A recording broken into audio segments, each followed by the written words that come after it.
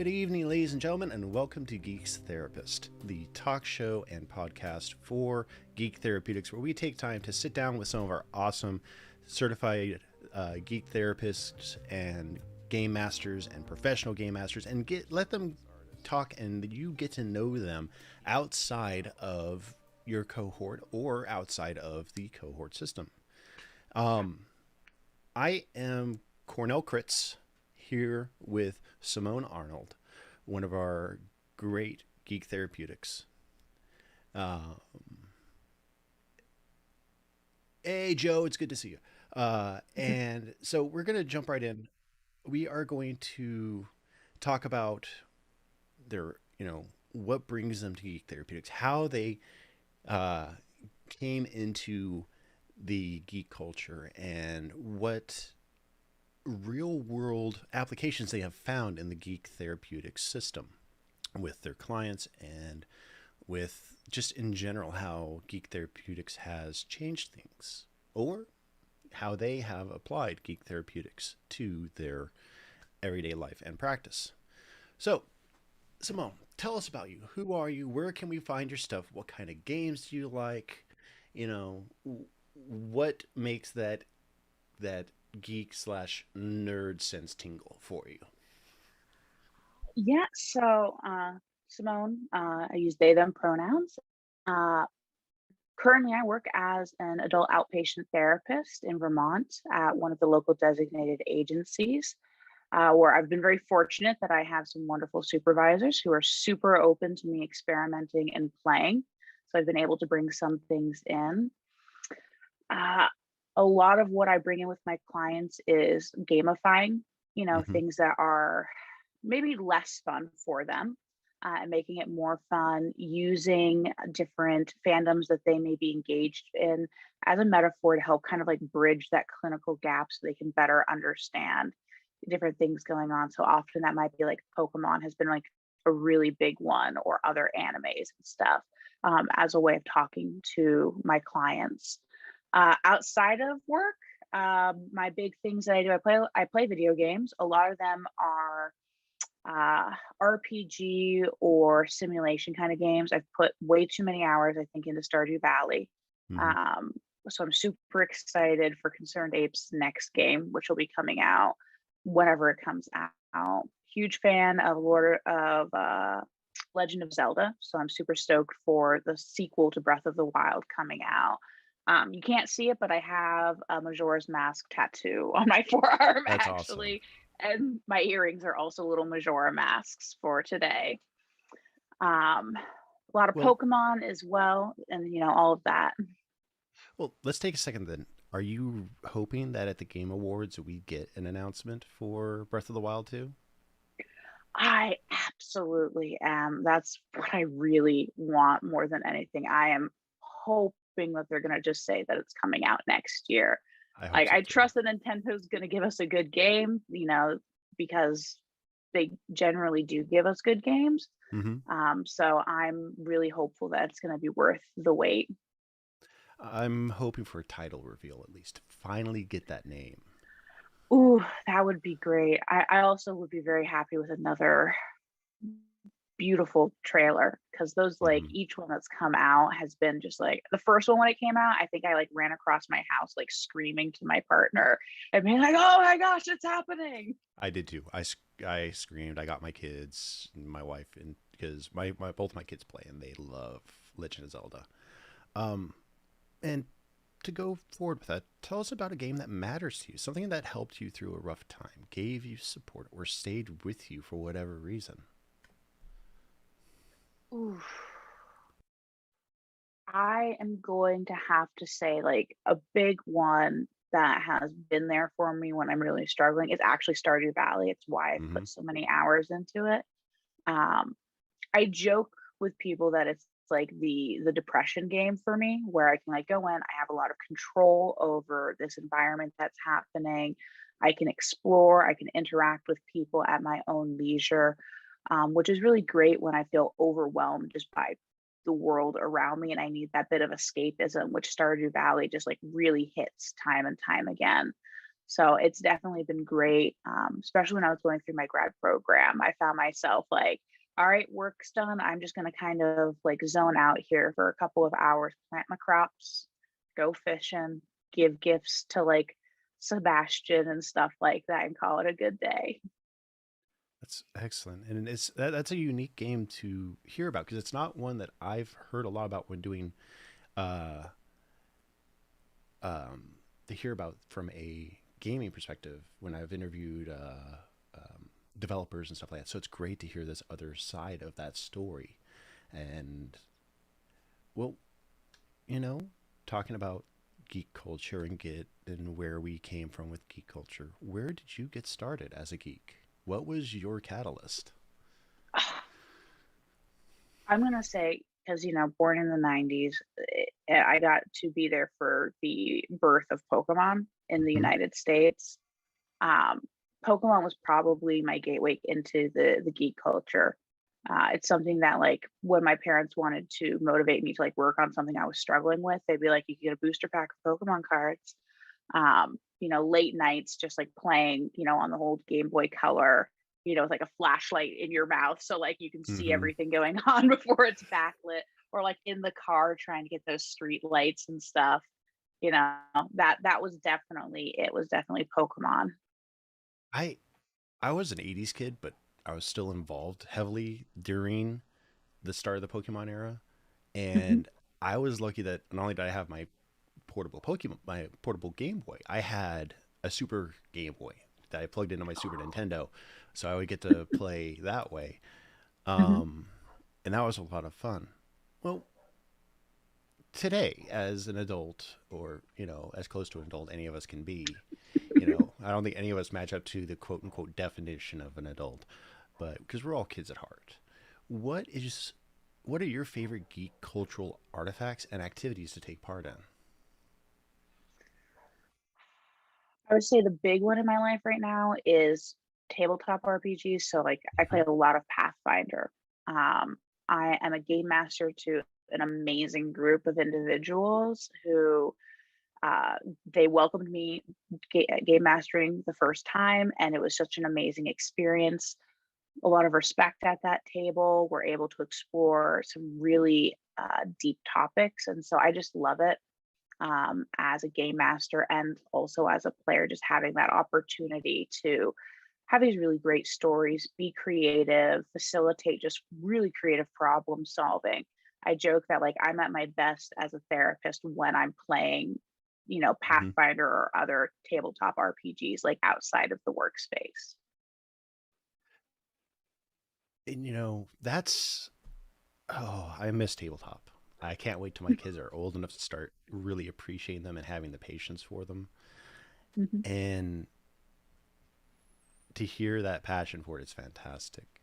Um, you know, as a professional, what brought you to Geek Therapeutics and why did you choose it as your training? It came up for me. So I had the opportunity while working in a micro residential program with Hmm. kids to see a therapist who was trying to do that with one of the kids that we were working with. And I also had the opportunity to see what it was like to bring in these board games, to teach these boys how to play Magic the Gathering and stuff, and like work those things in. And I was like, this is amazing. This needs to be a thing that can be accessible to everyone. I Hmm. talked about it a lot in my grad program, and everyone's like, wow, that's like a really novel idea. I'm like, no, it's totally a thing. I know there has to be something out there for it. Yeah. And so I found Geek Therapeutics. It was also at a time where I was like in counseling myself. And I remember talking like endlessly about this cleric I was playing in my campaign and being like, I need you to understand why this character is so important right now. And realizing like, gosh, I really like wish there was someone across the couch from me who just understood that, and realizing like that really sunk home to me like how important it is to have geek informed therapists, because I think that counselor I was seeing, they were a great counselor, but I think they were really missing out on a wonderful opportunity to explore like what I was trying to share with them, and realizing that there's probably many other people who are having the same experience. And That's, I mean, that's an amazing way to hear about and the story. It's what I fell in love with about Geek Therapeutics when I was introduced to it is how different it is from every other approach to therapy. And to hear that from an actual professional in the field is heartwarming. Um, Give me 1 second. My headset beeped at me. I need to plug it in real quick. So Yep. give me just half a second. All right. Hello. There we go. Okay. All right. So, what about the realm of geekdom makes it feel like home to you? Hmm. It's a couple of different things. I think it is the passion that Mm-hmm. people have in various geek spheres. Uh, I don't think I've met a single geek who isn't at least passionate about something. And there's something about being in spaces with other passionate people who clearly care very deeply about something that is invigorating for me as a person and makes it really easy to connect with that person. Even if we don't necessarily share the same exact interest, I can be like, yes, this is something you care about. This is something we can connect and we can bond over is the fact that we're passionate about these geeky things. And so for me, that's what it does.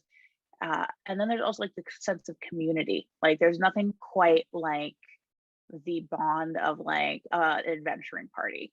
Like our adventuring Mm-hmm. party maybe started out as a group of like 8 strangers and is now a group of 8 friends who would help someone if a family member passed away or if they were stuck at home and needed assistance.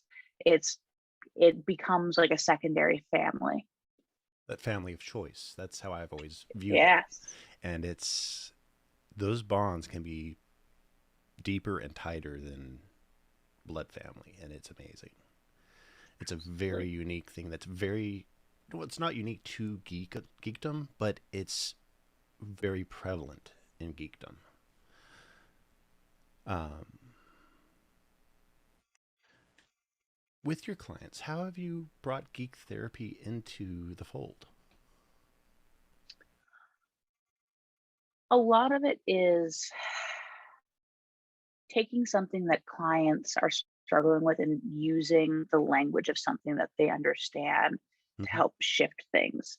So, like having a client who's struggling with burnout and using the poison effect in Pokemon to describe what burnout is like and like how we Mm-hmm. need to use an antidote. Otherwise, our Pokemon faints. And if you're the Pokemon, you got to kind of do that. Or how we can then like combine that with like a paralyze effect as well, when there's like some indecision going on too. So it's really kind of fascinating how those like in-game mechanics can help someone like understand a concept that they were initially maybe a little resistant to exploring or really struggling to grasp in the same way. You can just see that like light click, which is amazing. Other ways, just like helping someone get to a point in a conversation just weren't comfortable having by going through something that they are really in love with and was meaningful to them. That is amazing, and that is great to hear. To hear that being able to customize it based upon each individual client is it's what this is all about, and then it's what we've all come to appreciate about the system. Um, has there been a time where you've used geek culture during an intervention with a client? An intervention with a client. I may need a bit more clarification. My brain is like going in Um, eight well, directions. during an intervention with a client, have you used a geek culture reference or a geek specific anime or story or comic or character for that matter to help Mm, relate and help bring them into focus during that intervention? I have done some mindfulness with clients that's like geek based. So, for example, a client who's like really into Minecraft and was like struggling with like traditional mindfulness exercises, but they really love Minecraft and the image of like going in and mining somewhere where there's no like creepers around or endermen or skeletons or anything. And they can just go in, collect some wonderful resources, and go back in that like routine for them. And like Hmm. they could just imagine that music in their head, and what that's like was very relaxing and allowed them to center themselves at the beginning of a session. I may have to do that for myself sometime because that really sounds applicable, just peaceful. Because the music for Minecraft is so ambient and peaceful that's amazing. That's a wonderful way to put it. So, folks, take that to heart. You're getting some good tips here. Um, how have you seen a benefit from your trainings with your clients? I would say the biggest benefit I've seen is giving them permission to embrace their inner child. Like they often, my clients, when they start talking about this, they'll talk about how they've been told you can't like anime because children like anime, or and I work with adults, right? Mm-hmm. Or I know it's a little childish that I like playing like X video game. And my response is like, that's not childish at all. And being able to reinforce the power of play as like a very healing part of their journey, that it's okay to enjoy those things. It's actually vitally important for their mental wellness to engage in play in some capacity, and that it's something to work towards accepting as a part of themselves. More people need to realize that about geek culture. It's not just for kids. No matter what it is, anime, video games, Hmm. figurines. It's not just solely for children. Legos. It's not. Yeah. It's important that it's for everybody. That's one thing to dive in because I'm more of the video game side that Nintendo did perfectly with the Wii when they came out with it. Hmm. It's let's play. It's not just for kids, it's for the whole family. And that was a smart thing. Yes, it was from a marketing standpoint, but you saw it actually being brought back and used through that clever marketing in a much more Hmm. beneficial way that they never expected. The Wii was actually, by the way, the first console my family Mm-hmm. ever got. Oh, wow. And it was, yeah. So I didn't have any console like home gaming systems growing up until that point. And I remember like my mom, who'd been like completely against console systems the entire time, like really got into the Wii. And it was like a really fascinating transformation, so Mm-hmm. absolutely the Wii was amazing for that. That's fantastic. And my parents were the same way. They're like, "Oh, it's just a video game," and then I had them play Wii bowling, and they're like, "This is really neat." They just weren't sitting there waggling their thumbs, as they used to say. They were actually up there throwing the ball, the tilt of the hand, everything worked in tandem. Anyways, what has been your favorite training so far to date? Oh, they're all so good. um I have to say a lot of the ones that have to do with like the LGBTQI plus community, cultural diversity, like marginalization and Mm-hmm. gaming and stuff like that. Um, as someone who's a part of, some of those communities, it's just amazing to see that representation, to grow more, myself in those areas and expand my knowledge and understanding. It's been amazing to share that with my players, as we like work on that and educating them. So it's I think those have been my absolute favorite ones. That's great. And to tuck on the tail of that, what is your geek specialty to use with clients? I would say currently, just because of the way I'm at my agency, a lot of it ends up revolving around like anime Mm-hmm. and using anime in that way, and pop culture, in a way. So like I don't know how many times I've used like the movie Inside Out as Mm-hmm. a way of like helping a client better understand like emotions in their own internal world, by using that movie as like a scaffolding for that conversation and process, because it's just wonderful for that. Yeah. um you know No, and it is. It really is because it was much earlier than that. I first time I ever went to Disney World, they still had the ride Body Wars, and it was mind over matter was the main Hmm. message there. And that's, my mom used that on me growing up. But Inside Out is beautiful for internalizing and kind of picturing how your body and your mind works on processing things, that you need not an abundance of just one emotion. You need a perfect balance of all these emotions, and it's okay to have all these emotions, which is Hmm. fantastic. um, we were talking about anime. Top Hmm. three. Top three. Oh, that's a Sorry, hard one. I Okay. said no hard hitting questions, but this was a good one to just to jump into. Okay. So I'm gonna say if we're doing like combined movies and TV, because like they're Hmm. in my mind they're like two separate They things. But if are. we're doing combined, I would say one of my top ones is 5 centimeters per second. Um, Paprika, and ooh, the other ones are so hard because I watch so many. And this is my Hmm. cat. I'm Oh, sorry. no, it's fine. I love it. I love it. Beautiful Ah, tortoiseshell. she is. Her name is Toph, like Toph Bayfam. Ah. Um, um, the last one, because like there's so many between like all of the Miyazaki ones, Mm-hmm. and then like so many, and I know I'm gonna forget something, and like 5 minutes later, I'll be like, no, it's this one. Um, My Love Story is gonna have to be the Okay. one for the last one. Yeah. Great picks. I mean, they really are. There are a few of them I haven't seen, but I've heard of them. Hmm. Um, I'll answer in kind. Um, Hmm. Sword Art, because it Good one. reminds me a lot of me and my missus when we came to us online and gaming together.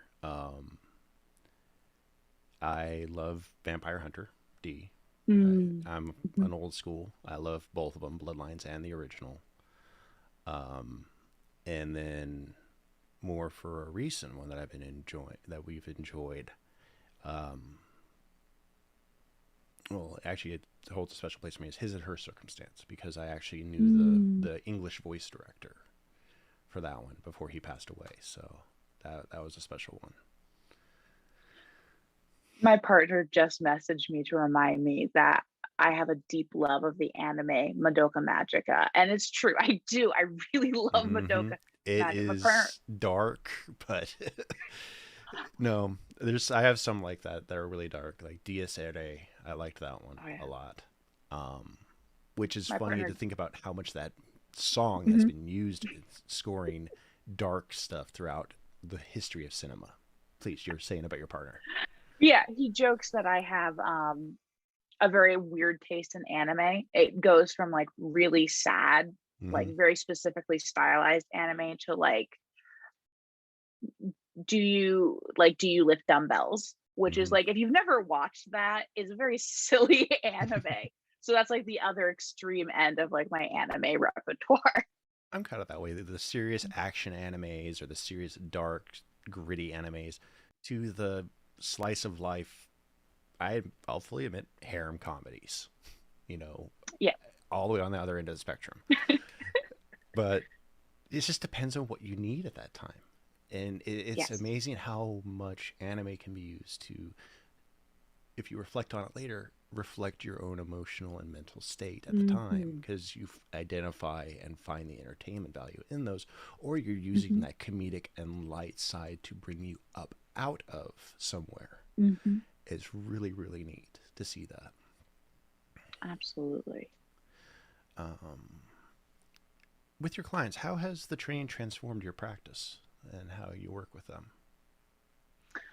It's probably made me very experimental as a Mm-hmm. person and willing to kind of like see where the boundaries are around like creativity in the therapeutic space, and to invite a playfulness into the space, which I think can be really helpful Mm-hmm. at times.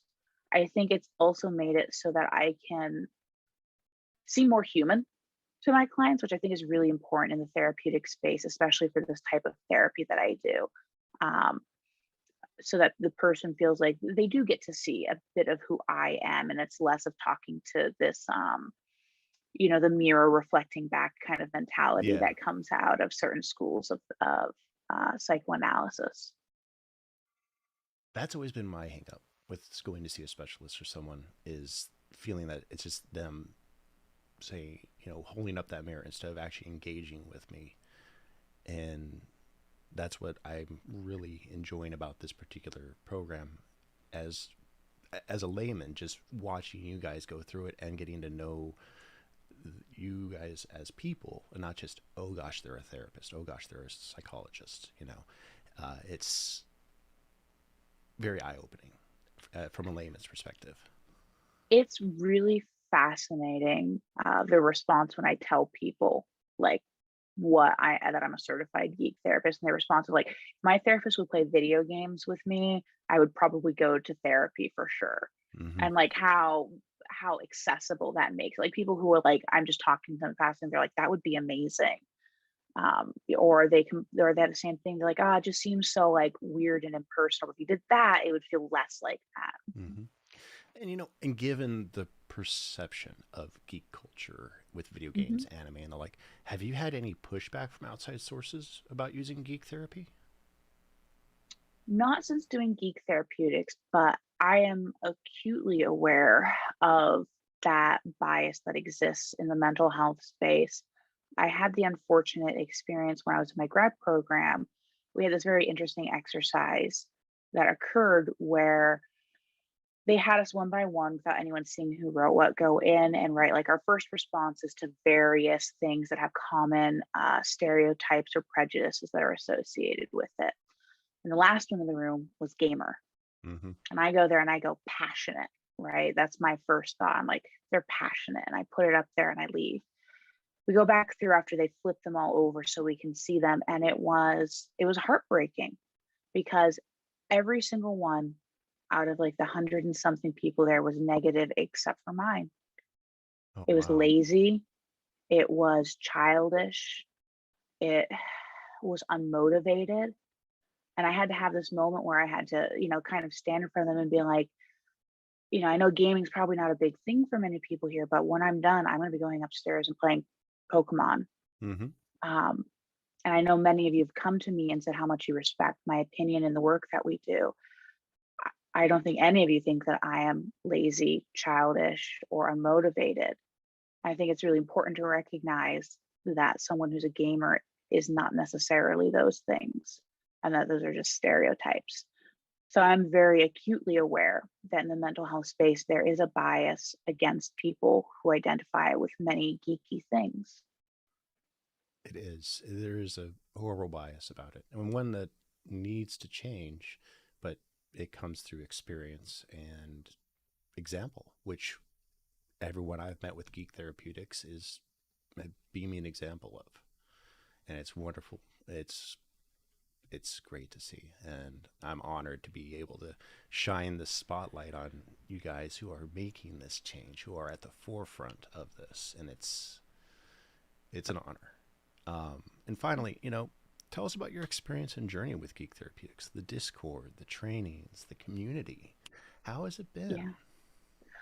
I love the Geek Therapeutics community and the Discord. It is a blessing to wake up to each day, or if I'm Mm-hmm. having a hard day, seeing the jokes and the gifs and the memes and other professionals who understand my language.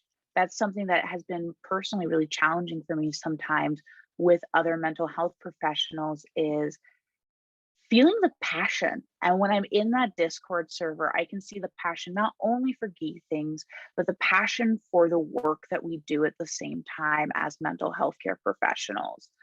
And it is invigorating. It like bolsters up my spirit every day when I get to see that, be reminded like I am a part of something that is so amazing and has so much like exponential potential.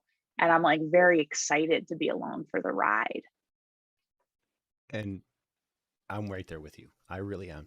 They have lit up my days and even been my soundboard or a quick little session worth, giving advice. It's just been a true blessing. Now we're going to do something a little bit separate here. I'm going to turn this way a little bit. Mhm. You, the audience, do you have some questions you would like to ask Simone or myself? We are opening the floor to you for a little bit here. And to respond to uh, Dave the DM, that's a very interesting idea for a mock therapeutic session to show an example of geek therapeutics in action. I will bring it up in discussion in the future, but thank you for the idea. You've had a lot of love shown in chat from Vooz the Vagrant, Lauren Moorhead, Strands, Casavilla. They have shown you lots of love in the Oh, chat. But yeah, if anyone has questions for myself or Simone, we would love to have them. Now, let's get a little bit into Zelda because you can't see it at the background, but I actually have the encyclopedia. I have all three books, including Creating a Champion. ooh. Um, Favorite Zelda game? I mean, if it's not obvious by my earrings and the tattoo on my arm, and you can't see it, but there's a little statue of Skull Mhm. Kid over there, it's Majora's Mask. Which is such an amazing mental health journey because of all the different things you get to experience in that game in those Mm, 3 days. And yes. the way that it shows the process of grief and adaptation and all those Hmm. steps is really really cool. And we have a question from Strands. Hmm. Uh, which is the best cohort? They're trying to put you on the spot here. The answer is 17. Objectively, is 17. Objectively is 17. That's who David DM is from. Is he's cohort 17 saying the best. Uh, Map B board game saying the 3 days. Yep. um, what was your very first Zelda game? My very first one. So the first time I played a Zelda game was actually at my uncle's house where they Mm-hmm. had, and it was Majora's Mask, but only having a couple of hours to play, you can't get too far in Majora's Mask. So technically it was Majora's Mask. After that one, I didn't get another chance to play a Legend of Zelda game until we got the Wii, and it was Twilight Princess. Gotcha. And so that's probably my second favorite is Twilight Princess. It's a great game. I actually plan on playing it again here soon. We have another question from Porthos. I hope I'm saying that right. Asking what style of therapy do you specialize in with your gaming?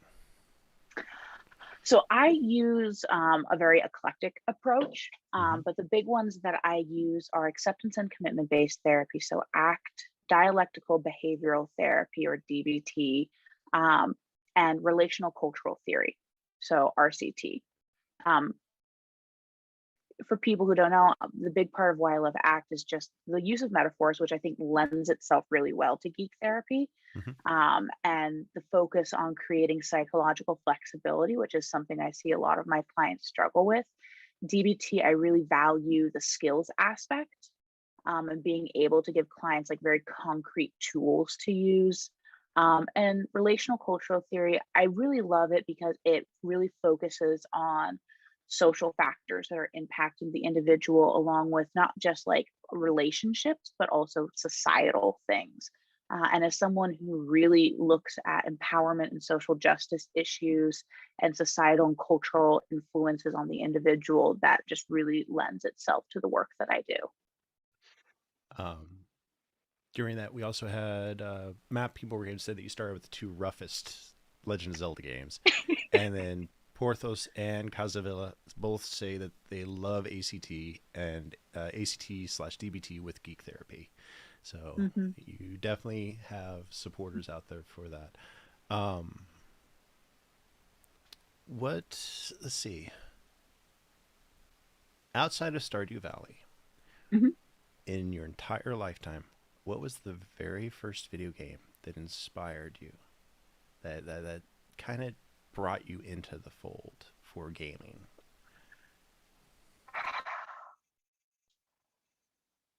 Hmm. Oh, think about that one.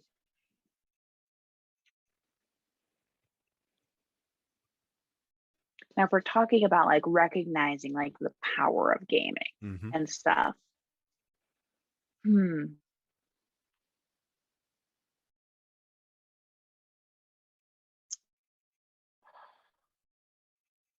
it's going to sound terrible.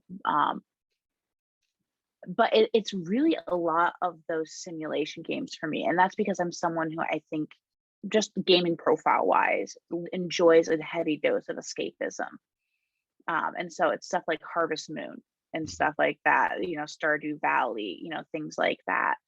Um, that really highlighted for me like the power of like being able to just do those things and escape, and like needing that space it really for me is what did it.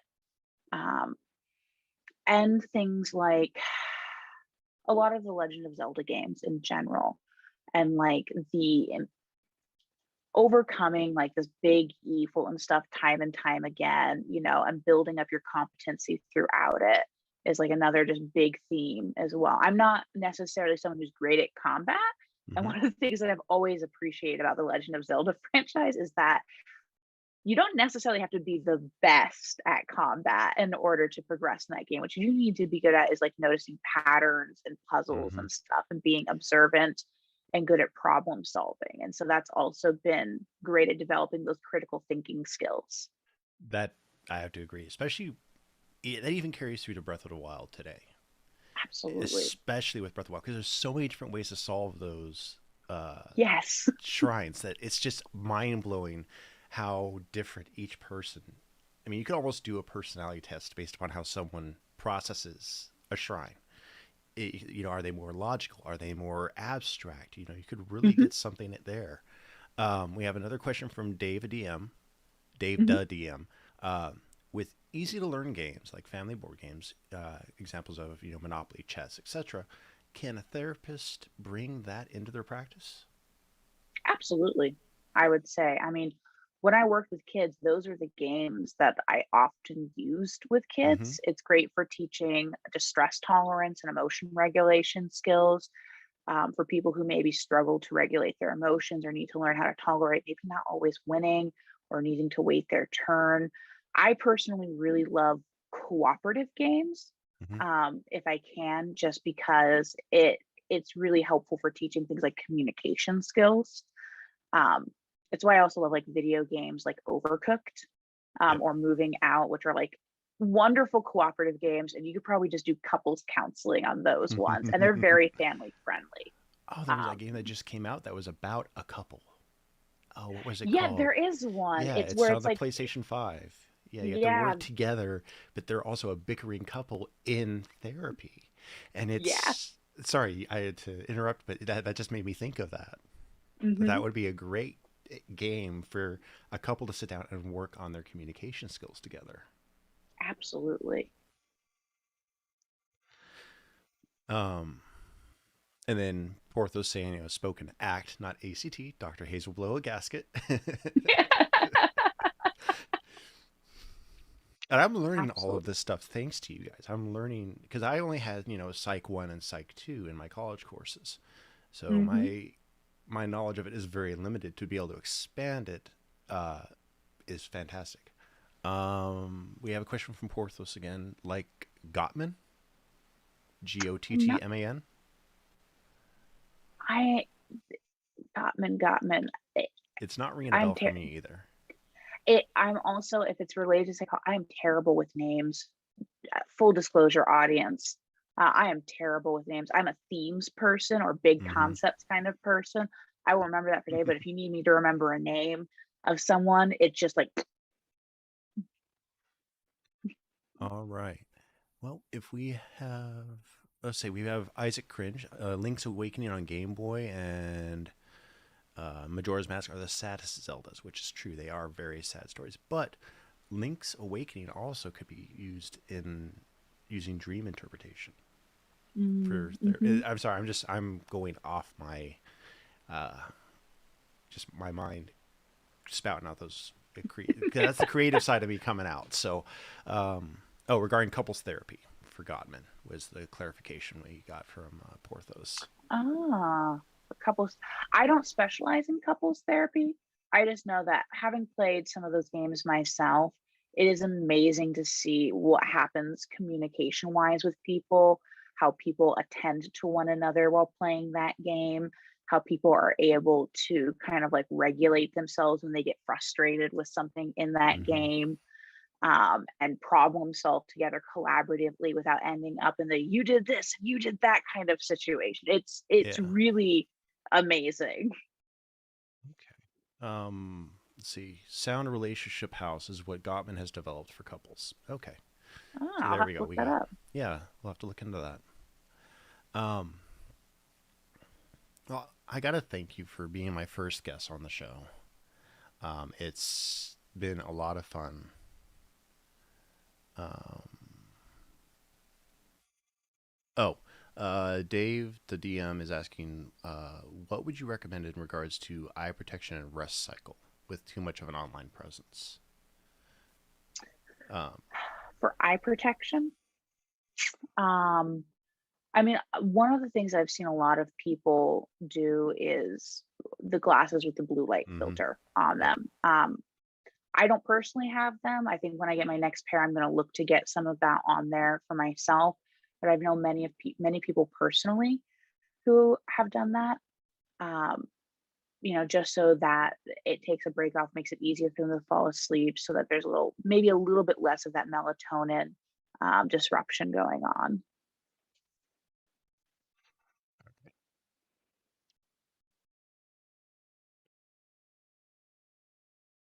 Actually, this is a great question. Sorry, Mikey, I am going to ask this question out loud because it's a great question. Um, do any of the besides yourself? They're curious in general if anyone in Geek Therapeutics supports ABA and what is the stance on ABA.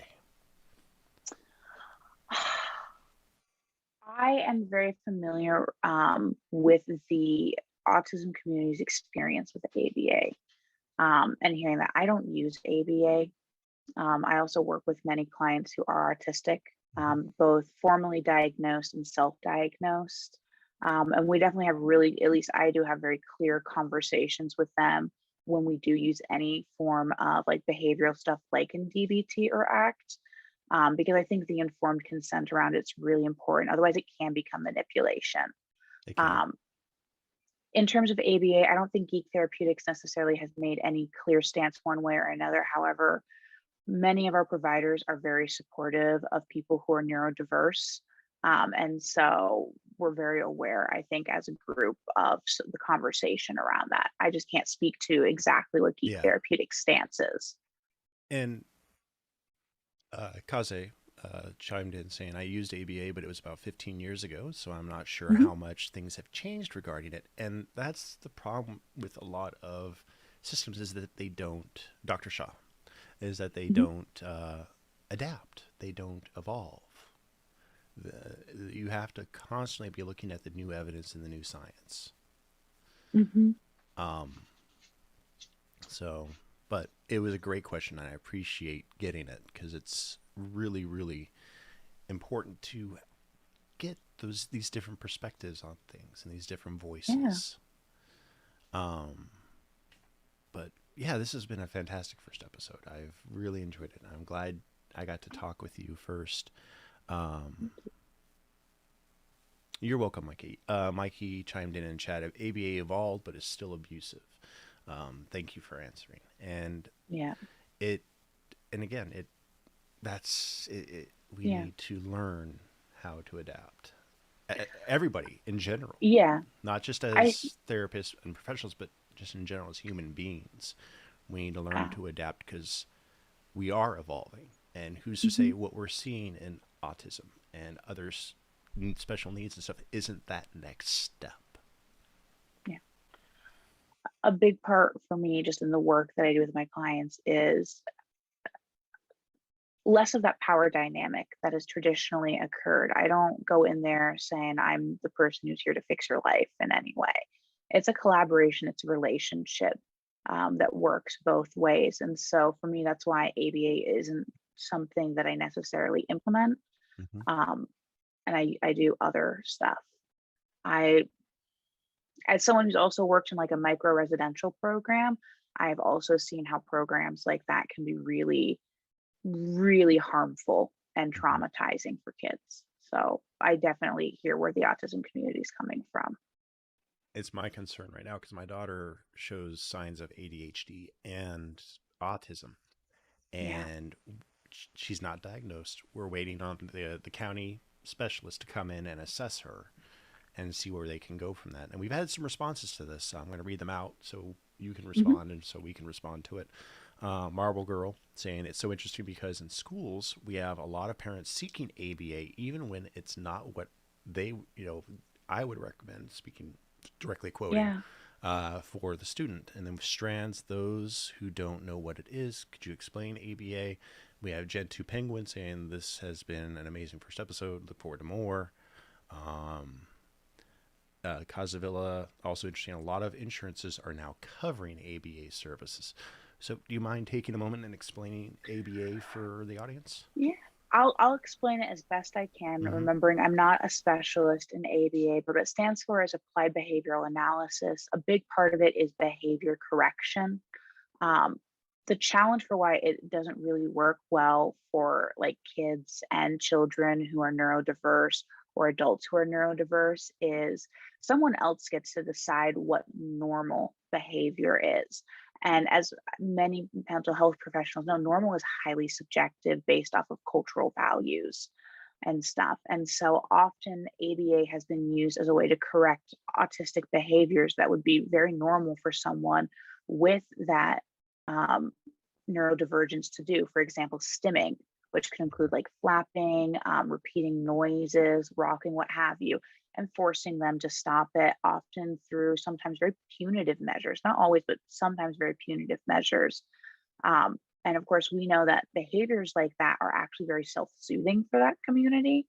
And so that's why it is so dangerous because, like any form of behavioral based therapy, if you do not have an understanding of the culture that your client is coming from and all of those things and how to check your own biases at the door, you can do a lot of harm and engage in a form of medical gaslighting with those clients that can cause a lot of damage and mistrust. Um,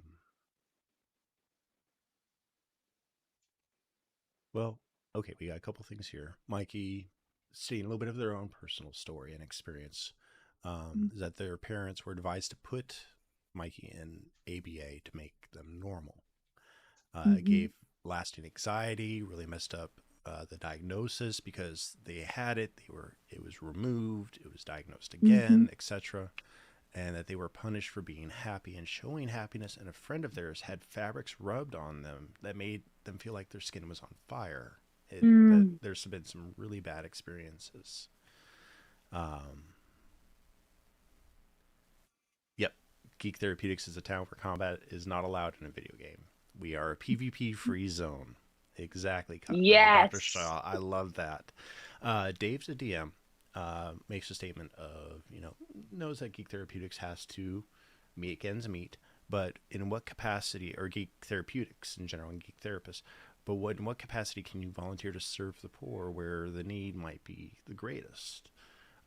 That's more of a question that as a operation we would have to answer, and I'm not at liberty Mm-hmm. to answer that. I'm not Dr. Bean. Mm-hmm. But as a geek therapist and as a person who's involved with Geek Therapeutics, I Mm-hmm. help out as a member of the Real Ohio Ghostbusters. I go to major conventions and raise money for Shriners or uh, what was it? We did one year where we make sure kids in the tri-state area of Ohio, Indiana, Kentucky, and Illinois, four-state Mm-hmm. area, gets Christmas presents every year. Mm. You can do those kind of things to get back to your community, or if you can volunteer sometime. Mm-hmm. That's ways I can see it. We go volunteer at a shelter as a, do you need someone to talk to type. You know, there's a lot of things that I feel can be done, but I'm not speaking Absolutely. officially for Geek Therapeutics or for our many, many geek Mm-hmm. therapists. That's just my viewpoint on how you could help out. Yep. Absolutely. And I work at a designated agency, which is a Mm-hmm. community mental health, and that does serve some of our most vulnerable due to poverty or any other number of factors. And so I feel really good about that because we serve someone regardless of their ability to pay. I know that when I end up in private practice, I want to be able to offer at least one or two pro bono slots. That's for me personally, and the option of sliding scale as well, so that people who don't have as much Hmm. can still access this type of counseling, and those who maybe are able to pay more can help support people at that end. And that is fantastic, and I love hearing that. And I've had to use that at times Mhm. we were on one income. We went to doctors' offices that were on a sliding scale, and it was very, very useful. We I won't get on a podium. Yes, I'm for Medicare for all, but we just having something like that for right now is is a blessing. Um, Vuz the Vagrant said, "It's dangerous to go it alone. Here, take this mindfulness task." That's a great idea because that is, Mhm. ties into Zelda, and it's such a great inroad, and it's very applicable in many ways. Mm. But it is about time for us to wrap up the show. I want to thank everyone who contributed to the questions. It has been fantastic. Um, where can we find you on social media or anything like that if people want to follow you, Simone? Probably the best place would actually be my TikTok channel at this point, Mm-hmm. which is called The Hero's Journey. I do a lot of content there talking about anime, Disney movies, other pop culture things, superheroes, what have you. Um, Talking about some of the mental health themes in them, how they can be helpful. And I'm hoping to kind of like re up here with some new content. But that would be probably the best place to check me out at this point. And hopefully, as other things get pulled together, I'll be linking other socials there as well. Awesome. Thank you so much, Simone, for being a guest with me today and really expanding not only my viewpoint, but giving the world a viewpoint that doesn't get to be represented nearly enough. And for those watching, thank you for tuning in here at Geek Therapeutics. Um, and make sure you can follow Geek Therapeutics at Geek Therapeutics on all major platforms on YouTube, here on Twitch, Facebook, maybe soon TikTok. We're working on that. Um, and I am Cornell Kritz. And for those watching on my channel, go follow Geek Therapeutics, please. For those on Geek Therapeutics, if you want to check me out with other content that I make besides what I do here on Geek Therapeutics, I'm Midlife Crits on all platforms. So thank you so much. And to borrow a saying from a good friend of mine who's an advocate for suicide prevention, remember, you're never alone, and you never will be. Good night, everybody.